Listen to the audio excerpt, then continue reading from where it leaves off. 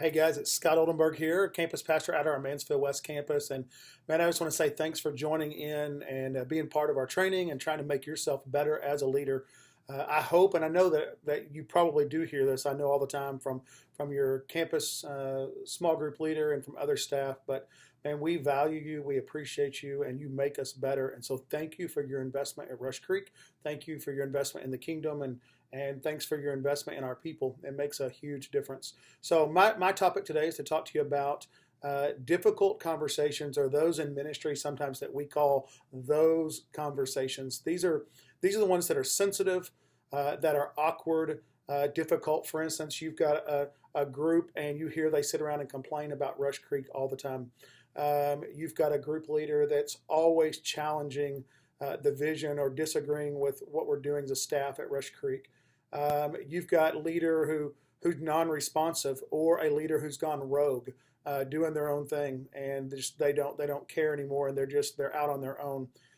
You hear about things going on in a group, excessive alcohol stuff, things that just are not God honoring that are in their group, or you got a group leader that's just been after it for a while, and their group is just dead, and there's no one there, no one comes, and you're hearing things about why. And now you're a coach and you have met this leader and you want to invest in them and care for them, and so you're wondering what to do. So a couple things that I would encourage you. Here's the first thing: is you got to have the conversation. To not have the awkward or sensitive conversation, the issue is going to get worse. The reality is the leader is going to get burned out. We're going to lose people in their group if anyone's coming, and that's just a lose-lose all the way around, because this is relationships, right? And so to not have that awkward conversation would be like in your home, in your marriage with your kids. The longer you just postpone it, the more damage that's being done. And so, of course, you can always go to your pastor at your campus to have some tips and suggestions, but maybe some of these things today will help you move forward when you know you've been needing to have an awkward or sensitive conversation, but you're not sure how.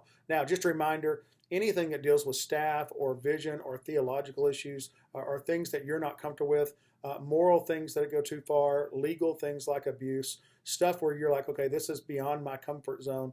Always, always, always go to your staff and talk to your life group staff member on your campus, or come to your campus pastor. We don't want you walking those things alone. We don't want you to feel like you're alone. So make sure you always can bring those things to us, and of course you always want to update them that you're having some of these awkward conversations anyway. That's just good relationship.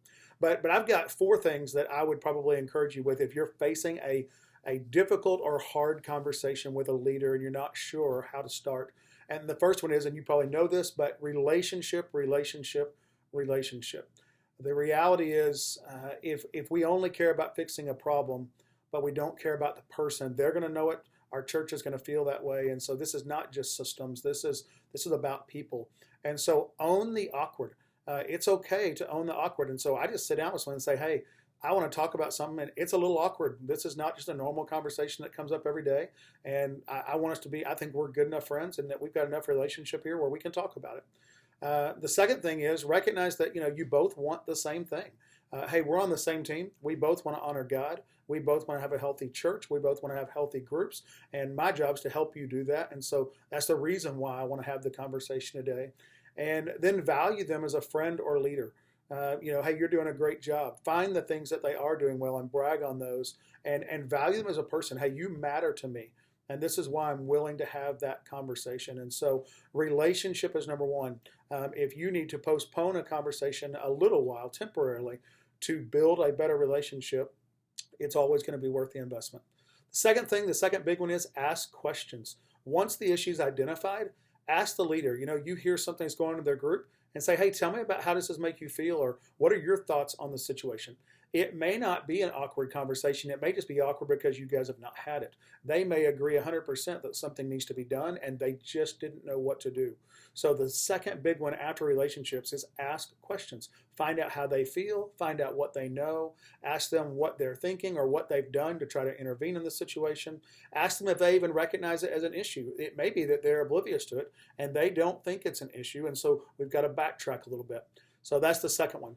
The third one is, I would say, find 2 or 3 practical suggestions. I always try to have a couple of things in my pocket when I go into those conversations that I might be able to give them a help, a tip. and a step forward, something that is proactive. I'm not just there to criticize, I'm there to help them move forward. And so at that point, I'm going to say, hey, why don't we try maybe this or that? And I'm going to set a realistic, action-oriented goal for this leader to do, something where I can see if they're willing to make the investment in the step to make it better. I want them to own this issue. I don't want to own it. I want to help them, but I want them to own the issue. And so I'm going to give them something practical to do. And then the last one is this, and it may be the most important, and that is to follow up.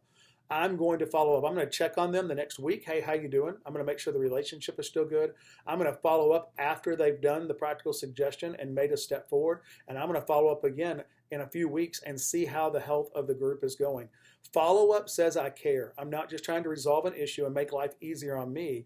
I'm trying to make us healthy and make them better. So relationship, ask questions, several questions, 2 to 3 practical suggestions, and follow up. It says that I care. Hey guys, hope that helps you guys when you get in some of those sticky and tough situations. We're always here to help. We love you guys, and thank you so much for investing in Rush Creek and making us better.